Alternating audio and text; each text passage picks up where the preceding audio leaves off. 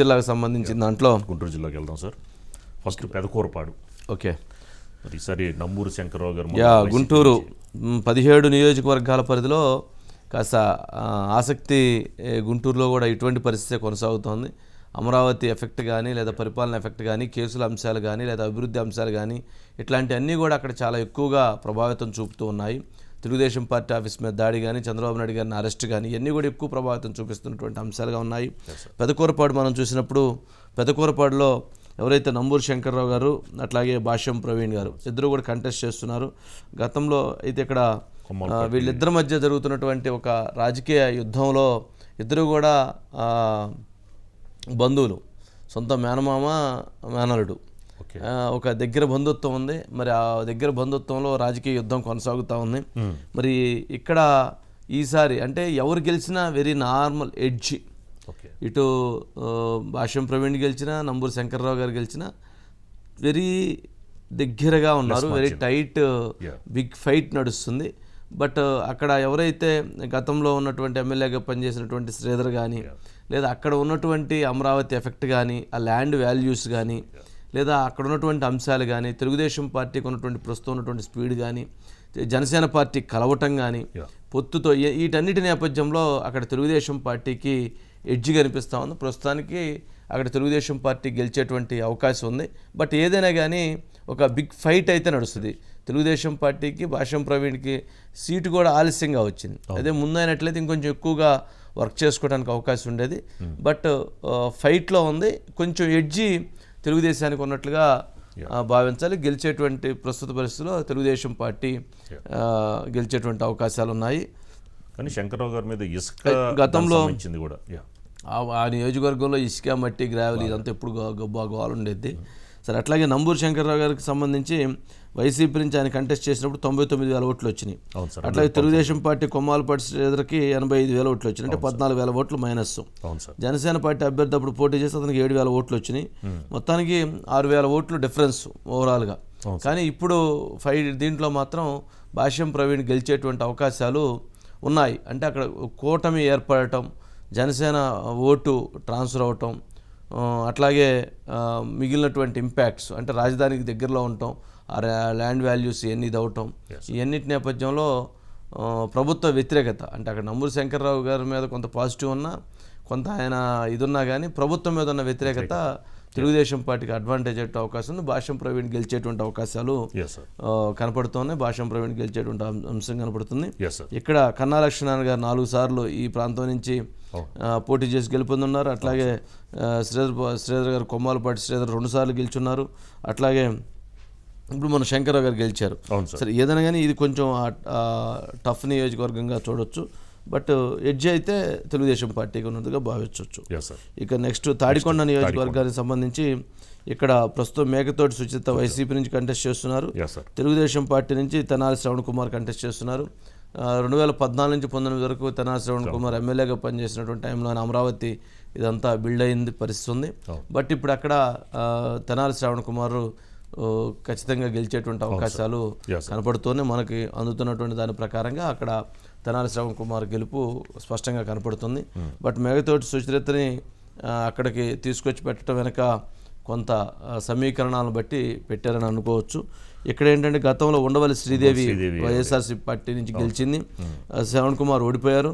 ఇక్కడ ఉండవల్లి శ్రీదేవి ఇక్కడ జరిగినటువంటి దీంట్లో ఈ ఎన్నికల్లో తను కూడా తెలుగుదేశం పార్టీలోకి మారున్నారు. బట్ అందుకని ఇక్కడ కూడా కొంత తెలుగుదేశం పార్టీకి ఇది కూడా కొంత యాడ్. గతంలో పుష్పరాజ్ గారు పనిచేశారంటారు. డొక్కా మాణిక్య ప్రసాద్ గారు గెలుచున్నారు. అక్కడి నుంచి ఆయన కూడా టీడీపీలోకి వచ్చారండి. డొక్కా మాణిక్య ప్రసాద్ ఆయన కూడా వచ్చారు. డొక్కా మాణిక్య ప్రసాద్ బలం పుంజుకుందండి. చరిత్ర మీద కూడా కొంత ఎక్కువగా వ్యతిరేకత బాగా అనిపిస్తుంది. ప్రాంతంలో రాజధాని ఎఫెక్ట్ చాలా ఎక్కువగా ఉండిద్ది. అందుకని క్లియర్గా ఉండేటువంటి పరిస్థితి ఉంటుంది. Mangalagiri next Mangalagiri sir, Murugudu Lavanya YCP నుంచి మురుగుడు లావణ్య నారా లోకేష్. ఇక్కడ మురుగుడు లావణ్య నారా లోకేష్ మంగళగిరి. గతంలో 2019లో ఎవరైతే ఆళ్ల రామకృష్ణారెడ్డి అట్లాగే నారా లోకేష్ మధ్య యుద్ధం జరిగింది. మరి ఈ యుద్ధంలో మొత్తానికి ఆళ్ల రామకృష్ణారెడ్డి గెలిచారు. గెలిచిన తర్వాత మంత్రి పదవి ఇస్తా అన్నారు. సరే మొత్తానికి లోకేష్ మీద గెలిస్తే మంత్రి పదవి అన్నారు, చివరికి మంత్రి పదవి లేదు, చివరికి ఎమ్మెల్యే టికెట్ కూడా ఆయనకి లేకుండా పోయింది. మంత్రి పదవి సంగతి దేవుడు, ఎమ్మెల్యే టికెట్ కూడా లేకుండా చేసేశారు. దాంతో ఆయన కాంగ్రెస్ పార్టీకి 4 రోజులు వెళ్ళాడు, మళ్ళీ 4 రోజులు మళ్ళీ బయటకు వచ్చాడు. షర్మిల కాదు జగనే నయమన్నాడు, అంతమంది షర్మిల నయమన్నాడు. మొత్తానికి మళ్ళీ ఇటువైపు వచ్చాడు. అక్కడ అభ్యర్థులు కూడా దాదాపు 4 అభ్యర్థులను మార్చారు. నారా లోకేష్ను ఓడించడం కోసం, ఒక యుద్ధం చేయడం కోసం అక్కడ దాదాపు ఇది చేశారు. ఈసారి మాత్రం నారా లోకేష్ గారి గెలుపు ఊహించని విధంగా ఉండేటువంటి పరిస్థితి ఉంటుంది. ఎందుకంటే గతంలో అక్కడ 1,08,000 ఓట్లు వారికి వచ్చినాయి. ఆళ్ళ రామకృష్ణారెడ్డి గారికి, నారా లోకేష్ గారికి 1,03,000 అంటే 5,000 ఓట్లతో ఆ రోజు అక్కడ నష్టం జరిగింది.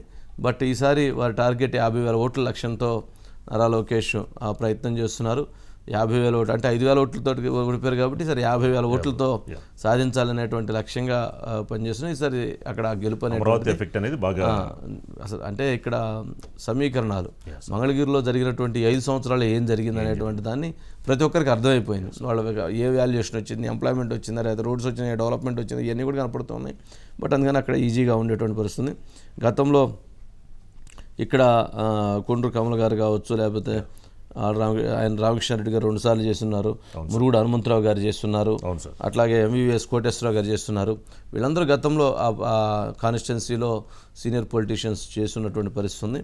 ఇక కూడా ఎన్నికల్లో కూడా ఆర్కే కొన్ని హామీలు ఇవ్వడం, అది ఎక్కడ నెరవేర్చలేకపోవడం, 3 రాజధానుల అంశం ఈ ఒక బాగా అది ఉండదు. లోకేష్ని గెలిపించాలా వద్దా దాని మీద ఉంది. లాస్ట్ టైం ఓడిపించినందుకు కూడా ఇప్పుడు చాలా బాధపడుతున్నాం కూడా గ్రౌండ్ లెవెల్లో. మనకి వైసీపీ ప్రభుత్వం అక్కడ లోకేష్ను ఓడించడం కోసం చేసేటువంటి యుద్ధం ఉంటుంది అంతే. సామాజిక సమీకరణాలు ఏదో రకమైన యుద్ధం, డబ్బులు ఇవన్నీ ఉంటుంటాయి అంతే. నెక్స్ట్ పొన్నూరు అంబటి మురళి వైసీపీ నుంచి, టీడీపీ నుంచి ధూళిపాల. ఇక్కడ మనం చూడాల్సిన అంశం ఏంటంటే అంబటి మురళి పైన ధూళిపాల నరేంద్ర కుమార్ గారి గెలుపు స్పష్టంగా చెప్పవచ్చు. ఎందుకనంటే ఇక్కడ ధూళిపాల నరేంద్ర కుమార్ గారు 5 సార్లు గెలుచున్నారు. ఎమ్మెల్యేగా వరుసగా 5 సార్లు గెలుచున్నారు. మొన్న టైమే ఓడిపోయారు. మరలా ఇప్పుడు మరలా ఆయన బరిలో దిగున్నారు. దాదాపుగా 5 సార్లు గెలిచి 6వసారి 1000 ఓట్లతో ఓడిపోయి మళ్ళీ ఇంకోసారి నుంచున్నారు. వాళ్ళ నాన్నగారు 2 సార్లు 83 నుంచి వాళ్ళ నాన్నగారు 2 సార్లు గెలిచినటువంటి పరిస్థితి ధూళిపాల వీరయ్య చౌదరి గారు. బట్ ఏదైనా కానీ పొన్నూరు అంటే ధూళిపాల నరేంద్ర కుమార్ గారు, మరి ఆయన ఆ కంచుకోట. మరి ఈసారి ఆయన గెలుపు ఈజీగా ఉండేటువంటి అవకాశం ఉంది. అక్కడ గతంలో కిలారి వెంకటరోసయ్య గారిని ఎంపీగా పంపించి ఇక్కడికి విజయవాడ గుంటూరు నుంచి మురళిని తీసుకొచ్చి ఇక్కడ చేపించారు. బట్ ఇక్కడ అది అవకాశం ఉండేటువంటి పరిస్థితి లేదు. ఇక నా వేమూరు వరకూటి అశోక్ బాబు, నక్కా ఆనంద్ బాబు, ఇక్కడ కూడా తెలుగుదేశం పార్టీ నక్కా ఆనంద్ బాబు గెలిచేటువంటి అవకాశాలు క్లియర్గా ఉన్నాయి. 2019 నుంచి ఆయన ఒక పోరాటం చేస్తూనే ఉన్నారు. గతంలో ఇక్కడ నాగార్జున ఇక్కడ ఉండేవారు. ఆయన ఇక్కడ నుంచి ఇంకో జిల్లా ట్రాన్స్ఫర్ చేశారు. ప్రకాశం జిల్లాలో ఉన్న సంతనూతలపాడు నియోజకవర్గానికి ఆయన ట్రాన్స్ఫర్ చేసి అక్కడ వేశారు. దాదాపు ఎక్కడైనా ఒక దగ్గర నుంచి ఒక దగ్గర ట్రాన్స్ఫర్ జిల్లాలు ట్రాన్స్ఫర్ చేసి వెళ్ళిపోయింది అనమాట. ఎమ్మెల్యే టికెట్ ట్రాన్స్ఫర్ చేయడం అనేది పెద్ద చర్చ కూడా జరిగింది. సరే ఇక్కడ మొత్తానికి అశోక్ బాబుని వేసి అక్కడికి ఆయన్ని వేయటం జరిగింది. సరే ఇక్కడ తెలుగుదేశం పార్టీ నక్కా ఆనంద్ బాబు గారి గెలుపు క్లియర్గా ఉంది. గతంలో ఇక్కడ ఎడ్లపాటి వెంకటరావు గారు, నాదెండ్ల భాస్కరరావు గారు, ఆలపాటి రాజా గారు, నక్కా ఆనంద్ బాబు వీళ్ళందరూ గతంలో ఇక్కడ గెలిచినటువంటి పరిస్థితి ఉంది. ఈసారి కూడా గతంలో కూడా మేరు నాగార్జునకి 81,000 ఓట్లు వచ్చినాయి, నక్కా ఆనంద్ బాబుకి 71,000 ఓట్లు వచ్చినాయి. అంటే 9,000 ఓట్లతో ఆయన ఓడిపోయినారు. అప్పుడు భరత్ భూషణ్ జనసేన పార్టీ 13,000 ఓట్లు వచ్చినాయి. మరి ఆ రకంగా చూసుకుంటే కూడా మెజారిటీ 3,000 పైన ఉండేటువంటి పరిస్థితి ఉంటుంది. ఇక నెక్స్ట్ రేపల్లె నియోజకవర్గంలో అనగాని సత్యప్రసాద్ తెలుగుదేశం పార్టీ నుంచి మొన్న ఎన్నికల్లో కూడా గెలిపొందున్నారు. మరి అట్లాగే ఇప్పుడు అనగాని సత్యప్రసాద్, రేవూరి గణేష్ వీళ్ళిద్దరూ వైసీపీ పార్టీ నుంచి ఈయన కంటెస్ట్ చేస్తున్నారు, ఫైట్ జరుగుతుంది. బట్ ఈసారి కూడా అనగాని సత్యప్రసాద్ గెలుపొందబోతున్నారని చెప్పవచ్చు. అనగాని సత్యప్రసాద్ హ్యాట్రిక్ కొట్టేటువంటి అవకాశం ఉంది. 2014లో గెలిచారు, 2019లో గెలిచారు, ఇప్పుడు మూడోసారి 2024లో కూడా గెలిచారు. కాబట్టి ఈసారి హ్యాట్రిక్ కొట్టబోతున్నారని చెప్పవచ్చు. దాదాపు ఇక్కడ గతంలో కూడా ఆయన 11,000 ఓట్ల గెలుచున్నారు. బట్ ఈసారి గతంలో మోపిదేవి వెంకటరమణ మీద చేస్తున్నారు. మోపిదేవి వెంకటరమణ జనరల్ బలమైన క్యాండిడేట్. మరి ఆయనకంటే ఇప్పుడు ఆయన మీద ఈయన ఒక యుద్ధం జరగబోతుందని చెప్పవచ్చు. జనసేన కూడా ఈసారి తోడైందండి. లాస్ట్ టైం 11,000 ఓట్లు వచ్చాయని. ఈసారి అన్నీ ప్లస్ వన్ సైడ్ ఉండేటువంటి constituency. Yes sir. Next Tenali. Annabathini Sivakumar, Nadendla Manohar garu. ఇక్కడ జనరల్గా చూస్తే అన్నాబత్తిని శివకుమార్ పైన నాదెండ్ల మనోహర్ గారు, నాదెండ్ల మనోహర్ గారు జనసేన పార్టీ నుంచి కంటెస్ట్ చేస్తున్నారు. వైసీపీ పార్టీ అభ్యర్థి పైన నాదెండ్ల మనోహర్ గారు ఈసారి తెనాలలో జనసేన జెండా ఎగరబోయబోతున్నారు. నాదెండ్ల మనోహర్ గారు గెలవబోతున్నారని స్పష్టమైనటువంటి సమాచారం. దీనికి సంబంధించి ఏంటంటే గతంలో నాదెండ్ల మనోహర్ గారు 2 సార్లు గెలుస్తున్నారు. ఆయన డెవలప్మెంట్ చేస్తున్నారు. వాళ్ళ నాన్నగారు గెలుస్తున్నారు ఆ తెనాలి అసెంబ్లీ నియోజకవర్గం నుంచి.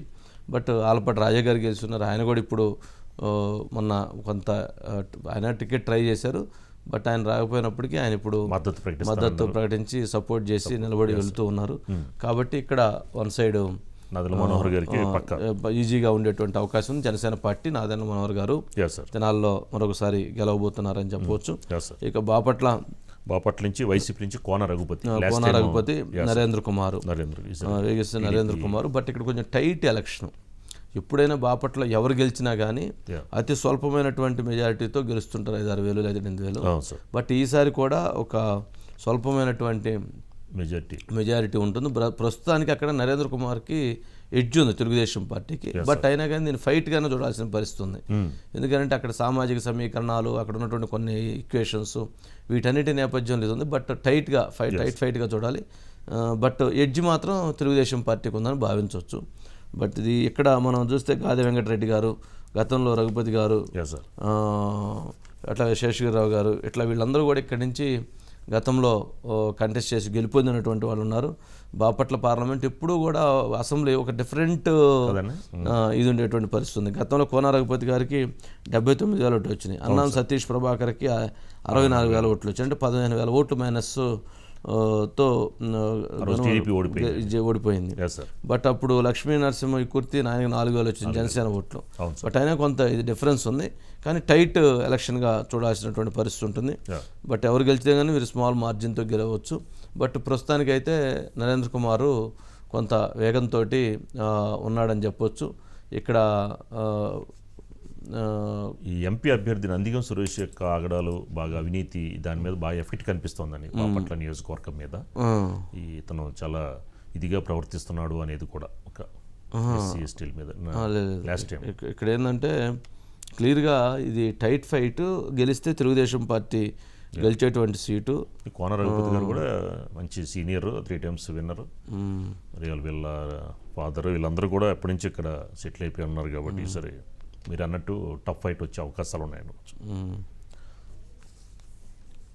మరి ఇందులో కూడా లాస్ట్ టైం జనసేన అభ్యర్థి కూడా 4,000 ఓట్ల దాకా ఆయన చేల్చగలిగాడని. మరి ఈసారి మహాకూటమి తరపున మరి ఎలా ఉండబోతుంది అనేది చూడాలి. మరి వేగేసి నరేంద్ర కుమార్ యొక్క విజయం ఎలా ఉండబోతుంది అనేది.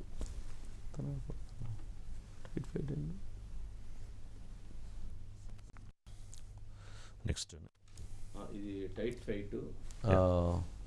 కోన రఘుపతి ఇది గెలుపనేసారు. ఇది టైట్ ఫైట్లో ఉంది మన రిపోర్ట్ ప్రకారంగా. దాన్ని చేంజ్ చేయండి.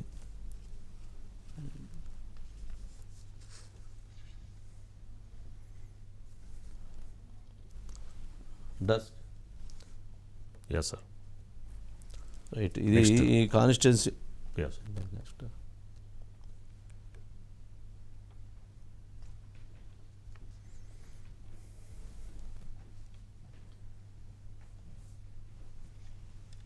ఇది ఇక్కడ ఈ కాన్స్టిట్యున్సీకి సంబంధించి నరేంద్ర కుమార్ది దాదాపు బాపట్ల దీంట్లో కోన రఘుపతి మాత్రం ఈసారి హ్యాట్రిక్ సాధించేందుకు ప్రిపేర్ అవుతూ ఉన్నాడు. కానీ ఇక్కడ నరేంద్ర కుమార్ లాస్ట్ టైం ఆయనకి టికెట్ రావాల్సింది. బట్ లాస్ట్ టైం ఆయనకు కాకుండా అన్నం సతీష్కి ఇచ్చారు. బట్ ఈసారి ఈయనకి ఇచ్చారు. ఈయన దాదాపు అక్కడ కొంచెం కాస్ట్లీ ఎలక్షన్ కూడా కాస్ట్లీ. దాదాపు 2 సంవత్సరాలుగా డోర్ టు డోర్ తిరగటం, అక్కడ డోర్ టు డోర్ యుద్ధం చేయటం, దీంట్లో ప్రాతినిధ్యం వహిస్తున్నారు. Yes, sir. స్పీకర్ గాను సిక్కిం గవర్నర్ గారు గోన ప్రభాకర్ గారు Yeah. గతంలో ఇది చేస్తున్నారు. ఆయన 67, 72, 78లో కాంగ్రెస్ నుంచి ప్రాతినిధ్యం వహించున్నారు. అవును సార్. ఆయన కుమారుడు ఈయన కోన రఘుపతి రఘుపతి. కాంగ్రెస్ పార్టీ నుంచి ఫస్ట్ నుంచి ఉన్నారు, బట్ ఈయన వైసీపీకి వచ్చున్నారు. Yeah. కానీ ఈసారి ఆయన మీద విపరీతమైనటువంటి వ్యతిరేకత కనపడుతుంది. కానీ అక్కడ ఒక బాపట్ల అసెంబ్లీ కాన్స్టిట్యున్సీ Yeah. ఒక డిఫరెంట్గా ఉండేటువంటి పరిస్థితి ఉంటుంది.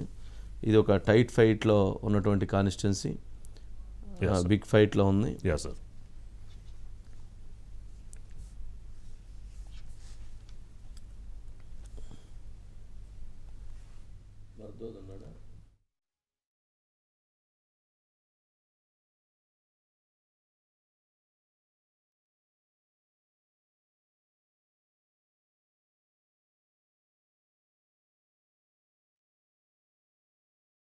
తిప్పాడండి. ఈ వైసీపీ నుంచి బాలసాని కిరణ్ కుమార్ అని, టీడీపీ నుంచి బోర్ల రామాంజనేయులు. మరి ఇది కూడా ప్రతిపాడు కూడా ఇది. ఓకే, ప్రతిపాడు బాలసాని కిరణ్ కుమారు, బుర్ల రామాంజనేయులు తెలుగుదేశం సార్ పార్టీ ఇక్కడ విజయం సాధించబోతుందని చెప్పవచ్చు. రామాంజనేయులు గతంలో ఈయన ఐఏఎస్ అధికారి, రిటైర్డ్ అయ్యారు. ఈయన ఇప్పుడు ప్రతిపాడు నుంచి కంటెస్ట్. జనరల్గా ప్రతిపాడు కొంచెం తెలుగుదేశం పార్టీకి కంచుకోట లాంటిది. ఎందుకంటే సుచరిత గతంలో ఇక్కడ 3 సార్లు విజయం సాధించింది. గతంలో మాకినేని పెద్దరత్తయ్య గారు ఇక్కడ 5 సార్లు విజయం సాధించున్నారు. బట్ ఇది ఒక కాన్స్టిట్యున్సీ, బలమైన కాన్స్టిట్యున్సీనే. ఈసారి రామాంజనేయులు గెలుపు అనేటువంటిది స్పష్టంగా కనపడుతుంది. ఇది ఈ సీట్లో ఇప్పటికే అంటే కిరణ్ కుమార్ సరిపోవట్లేదు అనేటువంటి భావన కూడా వ్యక్తం అవుతుంది. సరే, next Guntur west. Sir Guntur west విడుదల రజని, చిలకలూరుపేట నుంచి విడుదల రజని, పిడుగురాళ్ల మాధవి తెలుగుదేశం పార్టీ నుంచి పిడుగురాళ్ల మాధవి, వైసీపీ పార్టీ నుంచి విడుదల రజని. బట్ ఇక్కడ విడుదల రజనీకి ముందుగా టికెట్ రావటం, ముందుగా వెళ్ళి ప్రచారం చేసుకోవడం, ముందుగా వెళ్ళటాను, లేట్గా టీడీపీ టికెట్ ఇవ్వడంతో కొంత గ్యాప్ ఉంది. బట్ ఏదైనా కానీ కొంత ఫైట్ కాన్స్టిట్యున్సీ ఇది. ఎడ్జి ఎవరికున్నా కొంత అంటే అదే కనుక ఎప్పుడైతే విడుదల రజనీకి ఇచ్చారో అప్పుడే కనుక మాధవికి కూడా ఇచ్చినట్లయితే వాళ్ళు కొంత వేగంగా ప్రచారం చేసుకోవడానికి, వేగంగా ముందుకు వెళ్ళటానికి ఇవన్నీ కూడా అవకాశాలు ఉండే. బట్ కొంచెం లేట్గా ఇచ్చారు, కానీ బిగ్ ఫైట్ నడిచేటువంటి అవకాశం ఉంది. ఇక్కడ ఫైట్ నడుస్తుంది. కానీ ఇక్కడ ఇప్పుడున్నటువంటి అసెంబ్లీ కాన్స్టిట్యున్సీలు అన్నింటిలో గుంటూరు పార్లమెంట్లో ఉన్నటువంటి 7 అసెంబ్లీలు కావచ్చు, నర్సాపేట పార్లమెంట్లో ఉన్నటువంటి 7 అసెంబ్లీలు కావచ్చు, ఇది వన్ సైడ్ భావన ఉంది. ఎందుకంటే ఎంపీ క్యాండిడేట్లు ఇద్దరు కూడా, ఎవరైతే పెమ్మసాని చంద్రశేఖర్ గుంటూరు పార్లమెంట్లో ఆయన ఫుల్ బ్యాటింగ్ చేస్తున్నాడు, 6ల మీద 6లు కొడుతున్నాడు. ఆయన స్పీడ్కి అక్కడ ఊహించని విధంగా అసెంబ్లీ ఎమ్మెల్యే క్యాండిడేట్స్కి బాగా ఎనర్జీ వచ్చింది, సపోర్ట్, ఈజీగా వాళ్ళు బలంగా ముందుకెళ్ళిపోయారు. అట్లాగే నర్సాపేటలో కూడా కృష్ణదేవరాయలు అటువంటి బూస్టే ఇచ్చారు. ఆ బూస్ట్తో ఇద్దరు కూడా చాలా ఫైట్కి వెళ్తున్నటువంటి పరిస్థితి. ఎవరైతే వైసీపీ ఎడ్జ్ ఉన్నటువంటి కాన్స్టిట్యున్సీలు కూడా మొత్తం టర్న్ అయిపోతూ ఉన్నాయి. ఇటువంటి పరిస్థితి అక్కడ ఉంది. బట్ కొంచెం అక్కడ ఫైట్ ఉన్నటువంటి కాన్స్టిట్యున్సీ, కానీ కొంత తెలుగుదేశానికి అనుకూలంగా ఉండిద్ది అనేటువంటి అభిప్రాయాలే ఎక్కువగా ఉన్నాయి. మరి చూడాలంటే ఎవరు వ్యూహాలు, ఇద్దరు కూడా కొంచెము ఆ కాన్స్టిట్యున్సీలో సామాజిక సమీకరణాల ప్రభావం కూడా ఎక్కువ, అందుకని చూడాలి. నెక్స్ట్ గుంటూరు ఈస్ట్ అండి. ఇక్కడ గతంలో కన్నా లక్ష్మీనారాయణ గారు, అట్లాగే మోదుగుల గారు, వీళ్ళందరూ కూడా ఇక్కడి నుంచి కంటెస్ట్ చేస్తున్నారు. సరే, next Guntur east Shaik Noor Fatima YCP నుంచి అండి, మహమ్మద్ నజీర్. ఇది ఒక ఫైట్ కాన్స్టిట్యున్సీ. ఇది కూడా అంటే కొంచెం టీడీపీకి ఎడ్జ్ కాన్స్టిట్యున్సీలే, బట్ కొంత ఫైట్గా చూడాలి. ఎందుకంటే గుంటూరు ఈస్ట్లో దాదాపు ఎక్కువ సార్లు కాంగ్రెస్ పార్టీ, వైఎస్ఆర్సీపీ పార్టీ గెలిచింది. తెలుగుదేశం పార్టీ గెలిచినటువంటి సందర్భాలు చాలా తక్కువగా ఉన్నాయి. ఇక్కడ మరి ఈసారి కూడా అటువంటి పరిస్థితే ఉండేటువంటి పరిస్థితి. ఎందుకంటే గతంలో వైఎస్ఆర్సీపీ పార్టీ 77,000 వచ్చినాయి. మహమ్మద్ నజీర్ తెలుగుదేశం పార్టీ ఇప్పుడు ఎవరైతే పోటీ చేస్తున్నారో తనకి 54,000 ఓట్లు వచ్చినాయి. అంటే 22,000 ఓట్లు డిఫరెన్స్ ఉంది. బట్ మరలా ఈసారి క్యాండిడేట్ మార్చి ముస్తఫా షేక్ని షేక్ నూర్ ఫాతిమాకి ఇవ్వటం జరిగింది. బట్ ఇది ఒక ఫైట్ కాన్స్టిట్యున్సీగానే చూడాలి. ఇక అంటే ఇక్కడ ఎంపీ ఈ పెమ్మసాని గారి ఎఫెక్ట్ బాగా ఉంటుంది అంటున్నారు ఈ నియోజకవర్గం మీద కూడా. సో దానివల్ల ఏంటంటే టీడీపీకి చాలా ఛాన్సెస్ ఉన్నాయి అదే ఈసారి. అదే ఈజీగా ఉండే తెలుగుదేశం పార్టీకి ఎడ్జ్ ఉండేటువంటి అవకాశం ఉంటుంది.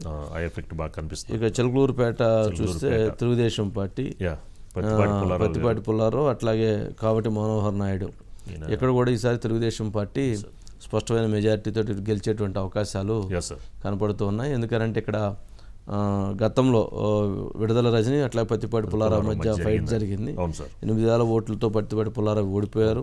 అక్కడి నుంచి ఇప్పుడు విడుదల రజని అక్కడి నుంచి మార్చి గుంటూరు వెస్ట్కి పంపించారు.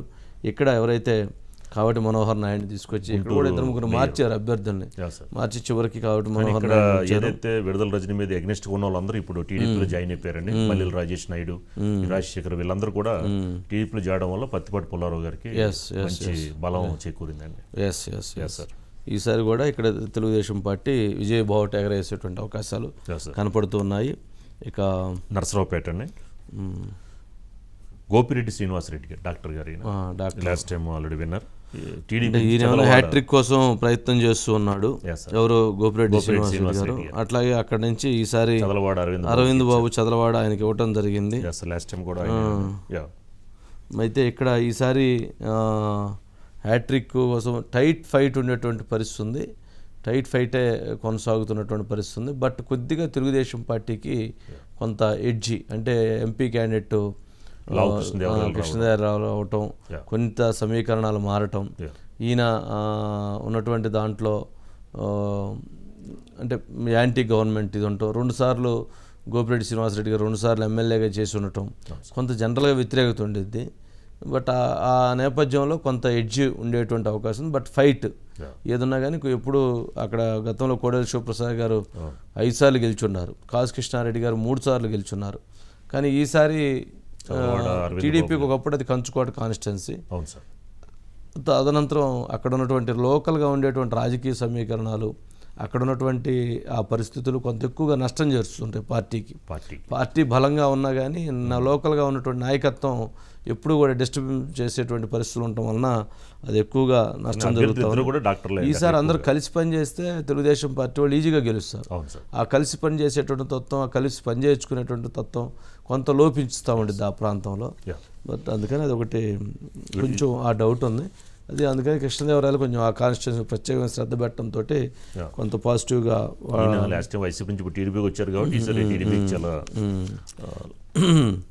నెక్స్ట్ సత్తెనపల్లి అండి, సత్తెనపల్లి అంబటి రాంబాబు గారు, అంబటి రాంబాబు అట్లాగే కన్నా లక్ష్మీనారాయణ గారు చాలా ప్రెస్టీజియస్ గుంటూరు జిల్లాలో. ఇక్కడ ఏం లేదు, అక్కడ ఆల్మోస్ట్ అంబటి రాంబాబు మీద ప్రయత్నం వ్యతిరేకత వచ్చేసింది. అక్కడ కన్నా లక్ష్మీనారాయణ గారు వెళ్ళిన దగ్గర నుంచి అంతా సెటరేట్ చేసుకున్నారు. కన్నా లక్ష్మీనారాయణ గారి గెలుపు స్పష్టంగా కనపడుతూ ఉంది. సత్తెనపల్లిలో కన్నా లక్ష్మీనారాయణ గారు గెలిచేటువంటి అవకాశం స్పష్టంగా ఉంది. ఇక్కడ గతంలో జనసేన పార్టీ నుంచి ఎర్ర వెంకటేశ్వర రెడ్డి గారు కూడా గతంలో పోటీ చేస్తున్నారు. వారు కూడా అందరి ఇటువైపే ఉన్నారు. బట్ ఇక్కడ సత్తెనపల్లిలో కోడెల శివప్రసాద్ గారు చేసి ఆయన మొదటి స్పీకర్గా ఆయన పనిచేసి ఉన్నారు. గతంలో వై వీరాంజనేయులు గారు 99లో, నన్నపనేని రాజకుమార్ గారు, అట్లాగే Putumbaka Bharati.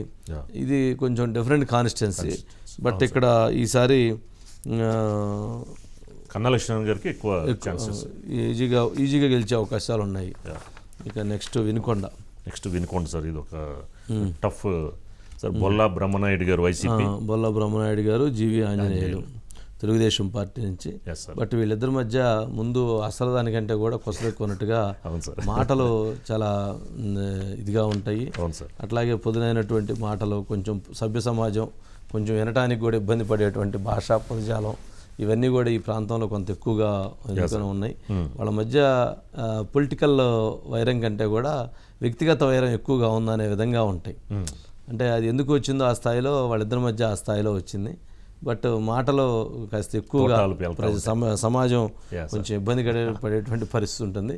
But tight fight ఉంటుంది, కొంచెం ఫైట్ ఎక్కువగా ఉంటుంది. కానీ తెలుగుదేశం పార్టీకి ఉన్నటువంటి ప్రభుత్వ వ్యతిరేకత జీవి ఆంజనేయులు గారికి కలిసి వచ్చేటువంటి అంశం అవుతుంది. అందుకని ఆ యాంటీ ఇన్కమ్ సెస్ ఓటు ఒకటి, జనసేన పార్టీ పొత్తులో కలవటం ఒకటి ఇక్కడ వాళ్ళకి కలిసి వచ్చేటువంటి అంశం అయ్యేటువంటి పరిస్థితి ఉంది. గతంలో భారీ మీద 28,000 ఓట్లు తేడాతో ఓడిపోయారు. కానీ అక్కడ ఉన్నటువంటి సామాజిక వర్గాల ప్రకారంగా కొంత వారికి బెనిఫిట్ అయ్యేటువంటి పరిస్థితి ఉంటుంది. గతంలో ఇక్కడ జీవి ఆంజనేయులు గారు 2 సార్లు గెలుస్తున్నారు. బ్రహ్మనాయుడు గారు ఇప్పుడు ఒకసారి గెలుస్తున్నారు. ఇప్పుడు ఈసారి గెలిస్తే నెక్స్ట్ టైం సెకండ్ టైం అవుతుంది. బట్ ఈ కాన్స్టిట్యున్సీ గతంలో నానప్రయాణ రాజ్కుమార్ గారు గెలుస్తున్నారు. చాలామంది సీనియర్స్ ఉన్నారు. బట్ చూడాలి ఈసారి ఎట్లాంటి పోటీ ఉంటుంది ఏంటనేది. నెక్స్ట్ గురజాల అండి.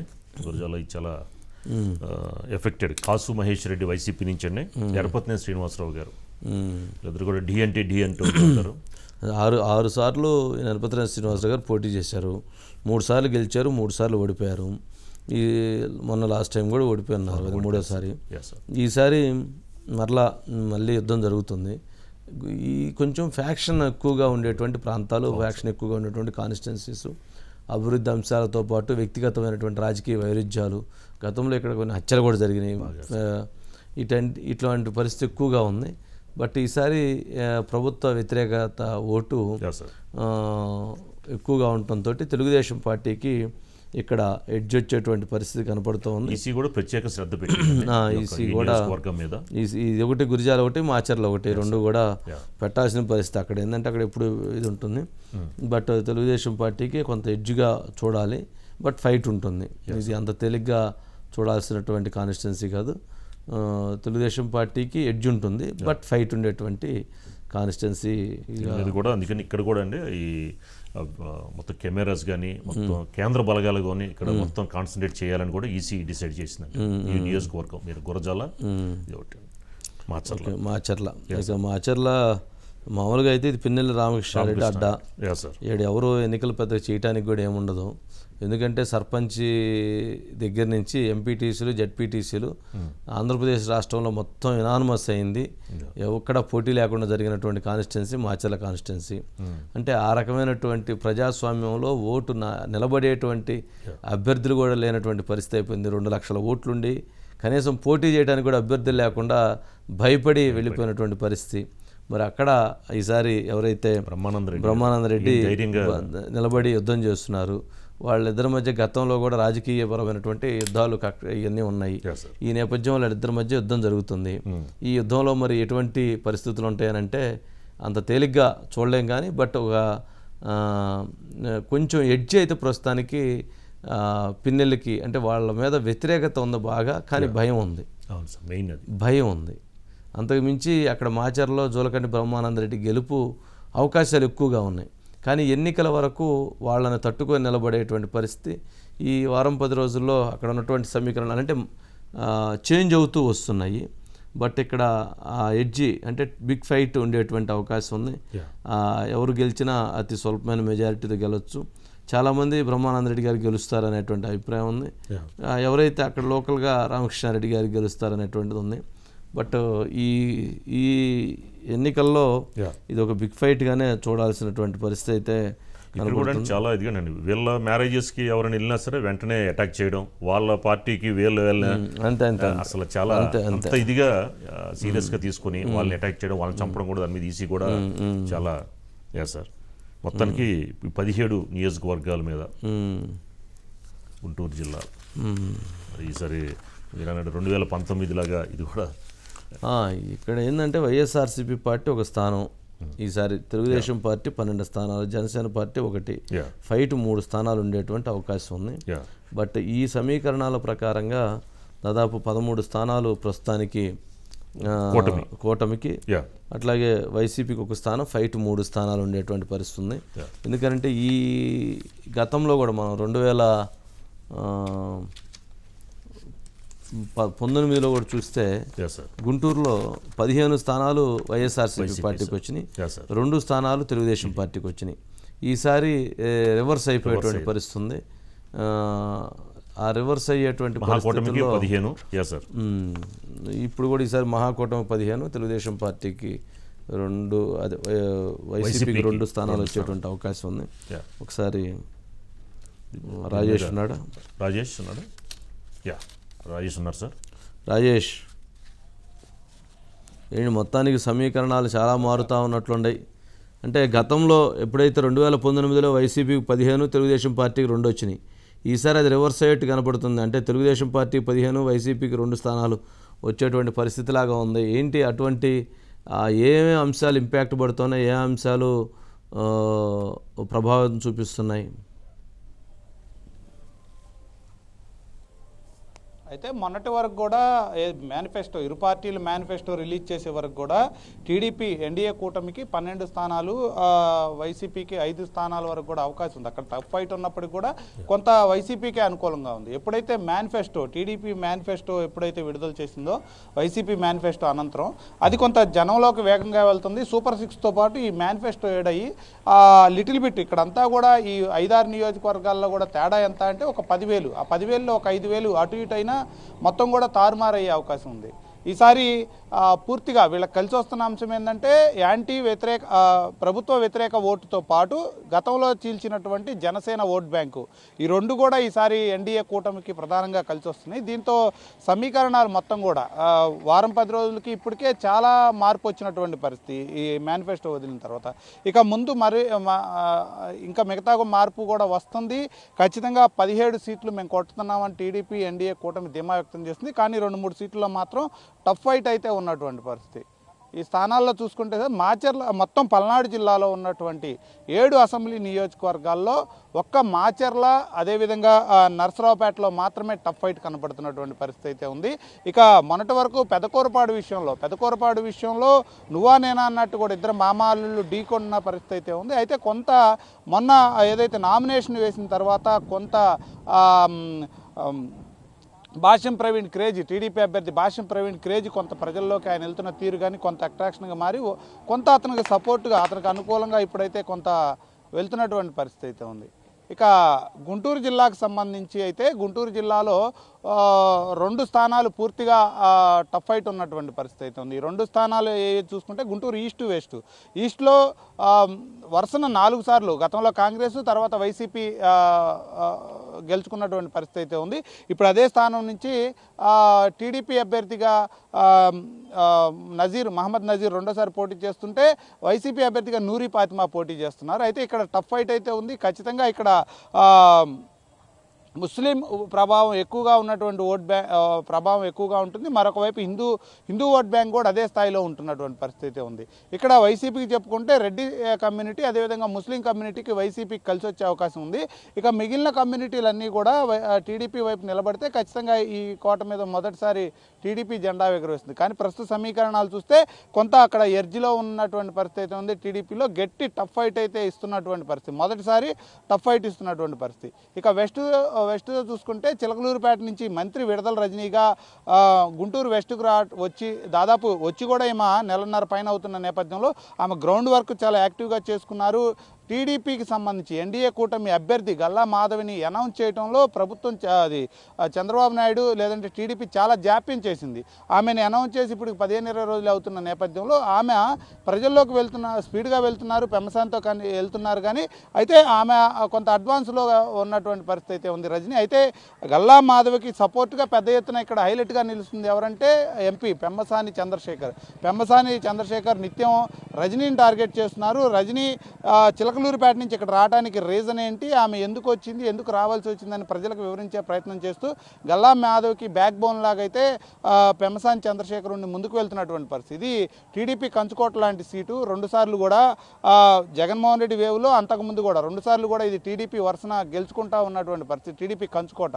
అయితే ఇక్కడ అడ్వాన్స్గా రజనీ ముందు రావటం, ఆమె గ్రౌండ్ వర్క్ చేసుకోవడంతో కొంత టఫ్ ఫైట్ అయితే ఇక్కడ ఉన్నటువంటి పరిస్థితి. మిగిలిన అన్ని నియోజకవర్గాలు కూడా తాటికొండ కానివ్వండి, మంగళగిరి, పత్తిపాడు, పొన్నూరు, తెనాలి ఈ 5 నియోజకవర్గాలు కూడా వన్ సైడ్ అవుతున్నటువంటి పరిస్థితి. టీడీపీ ఎన్డీఏ కూటమికే వన్ సైడ్ అవుతున్న పరిస్థితి అయితే ఉంది. ఇక బాపట్ల నియోజకవర్గానికి వచ్చేతలకే ఇక్కడ చాలా టఫ్ అనుకోవచ్చు. బాపట్ల అసెంబ్లీ సీటు ఇక్కడ దాదాపు గతంలో కానివ్వండి ప్రస్తుతం కానివ్వండి వైసీపీ తరఫున 2 సార్లు ప్రస్తుతం ఉన్నటువంటి కోన రఘుపతి గెలిస్తే అంతకుముందు కూడా కాంగ్రెస్ పార్టీ నుంచి వరుసన అక్కడ అభ్యర్థులు గాదా వెంకటరెడ్డి కానివ్వండి ఆయన గెలిచి క్యాబినెట్లో కూడా ఉండటం జరిగింది. ఇలా వైసీపీ కాంగ్రెస్ కంచుకోటగా ఉంది. ఈ నియోజకవర్గంలో ఎక్కువ రెడ్డి కమ్యూనిటీ ఓట్లు ఎక్కువగా ఉన్నాయి. వన్ సైడ్గా కూడా ఇవన్నీ వైసీపీ, గతంలో కాంగ్రెస్కి పడుతున్నటువంటి పరిస్థితి అయితే ఉంది.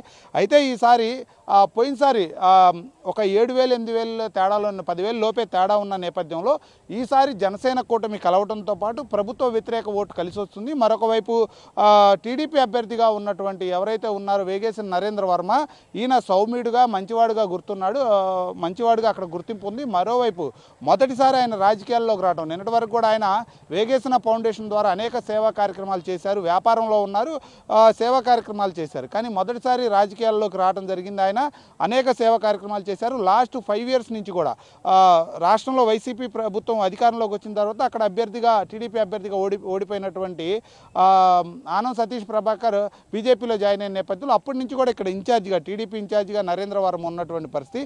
అప్పటి నుంచి కూడా ఆయన గడప గడప ప్రచారం, ఇప్పుడు కాదు, ఆయన లాస్ట్ 4 years నుంచి కూడా ప్రచారం చేయడం స్టార్ట్ చేశారు. మరొక వైపు ఓటమి లేని ఆయన వ్యాపారాల్లో కానీ ఏదైనా కానీ ఆయనకు సక్సెస్ తప్పితే ఓటమి లేదు. ఇవన్నీ సమీకరణాలు ఆయన కలిసి వస్తాయి.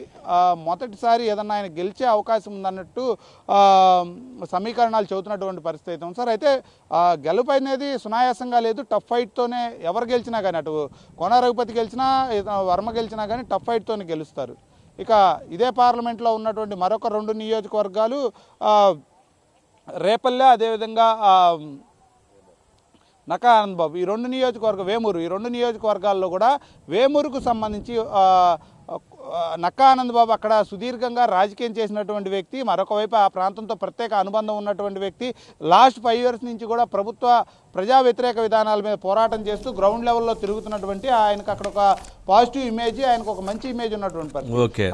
అక్కడ ఉన్నటువంటి అక్కడ ఉన్నటువంటి మంత్రి, ఎక్స్ మంత్రిగా ఉన్నటువంటి మేరుగు నాగార్జున చేసినటువంటి అవినీతి ఏదైతే ఉందో, ఆయన అవినీతిని తట్టుకోలేక అక్కడి నుంచి జగన్మోహన్ రెడ్డి ప్రకాశం జిల్లాకు పంపించిన నేపథ్యంలో ఆయన చేసినటువంటి అవినీతి ప్రస్తుతం ఉన్నటువంటి అభ్యర్థికి అది ఒక తలనొప్పిగా మారుతున్నటువంటి పరిస్థితి ఉంది. ఇక బాపట్ల నియోజకవర్గంలో మిగిలినటువంటి చివరి నియోజకవర్గం రేపల్లె. అనగాని సత్యప్రసాద్ యాట్రిక్ కోసం ఆయన సిద్ధంగా ఉన్నారు. మరొక వైపు ఆయన ఎట్లయినా కానీ ఈసారి ఓడించాలని అదే కమ్యూనిటీకి సంబంధించినటువంటి ఈ ఊరి గణేష్ని, ఈ ఊరి సీతారామమ్మ, మాజీ మంత్రి ఈ ఊరి సీతారామమ్మ కొడుకును బరిలోకి దించినటువంటి పరిస్థితి. కానీ అక్కడ ఉన్నటువంటి సర్వేలు కానీ సమీకరణాలు కానీ మరొకసారి అనగాని హ్యాట్రిక్ కొట్టడం పక్కా అని చెబుతున్నటువంటి పరిస్థితి అయితే ఉంది సార్. మొత్తం కూడా ఉమ్మడి గుంటూరు జిల్లాకు సంబంధించినటువంటి 17 నియోజకవర్గాల్లో దాదాపు 14 నియోజకవర్గాలు వన్ సైడ్గా ఈసారి టీడీపీకి వెళ్ళి వచ్చి టీడీపీ, జనసేన, బీజేపీ కూటమికి వచ్చే అవకాశం ఉంది. ఒక 2-3 నియోజకవర్గాలు మాత్రమే టఫ్ ఫైట్ ఉంటున్న పరిస్థితి అయితే ఉంది సార్. Okay, right Rajesh.